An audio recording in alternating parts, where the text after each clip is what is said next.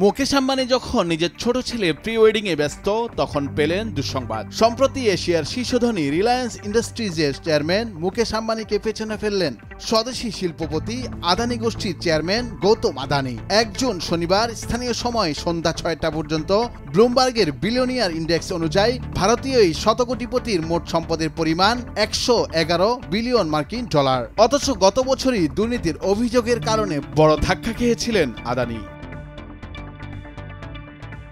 এশিয়ার সবচেয়ে ধনী ব্যক্তি হওয়ার পাশাপাশি বিশ্বের সবচেয়ে ধনী ব্যক্তির তালিকায় 11তম স্থানে রয়েছেন তিনি। একই সময় মুকেশ আম্বানির সম্পদের পরিমাণ 109 বিলিয়ন মার্কিন ডলার। ভারতীয় সংবাদ মাধ্যম এনডিটিভির প্রতিবেদনে এমনটাই জানিয়েছে।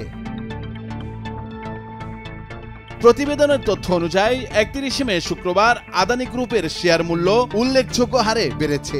মার্কিন বিনিয়োগ সংস্থা জেফারেস আদানি গোষ্ঠীর উপর একটি প্রতিবেদন প্রকাশ করে।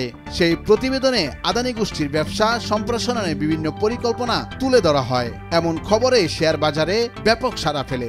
এর ফলে প্রতিষ্ঠানটি সম্পদে যুক্ত হয় 1.23 লাখ কোটি রুপি। এই কারণে মুকেশ আম্বানিকে ছাড়িয়ে যেতে পেরেছেন গৌতম আদানি।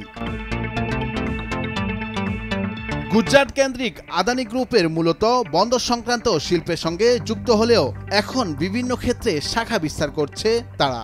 চলতি মাসে আদানি গোষ্ঠী ইস্পাত, পুনর্ব্যবহারযোগ্য জ্বালানি সহ অন্যান্য ক্ষেত্রে ব্যবসায় বিনিয়োগে মনোযোগী হয়েছে।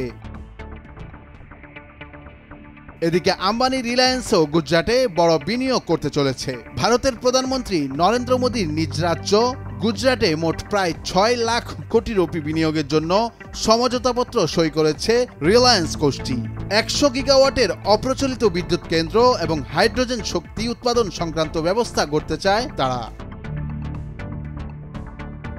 এর আগে 2021 সালের নভেম্বরে আদানির কাছে শীর্ষ ধনীর সিংহাসন হারান আম্বানি। তখনকার হিসেবে জানা যায় আগের 2 বছরে আদানির সম্পদের পরিমাণ ছিল প্রায় 18.8%। একই সময় আম্বানির সম্পদ বাড়ে 250% মতো।